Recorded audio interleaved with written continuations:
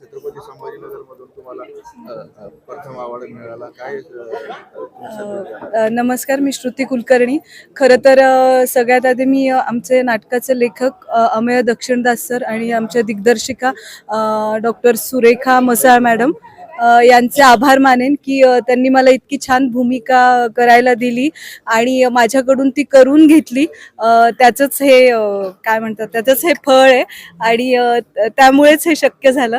इतकं सांगेन, काही नाही. तुम्हाला मोठी स्टार चॅनल वरती मालिकासाठी निवड कधी झाली, तर काय प्रथम तुम्ही भूमिका घेणार त्याच्यामध्ये आणि कोणता तुमचा ऍक्टिंग राहणार त्याचं असं तुम्हाला?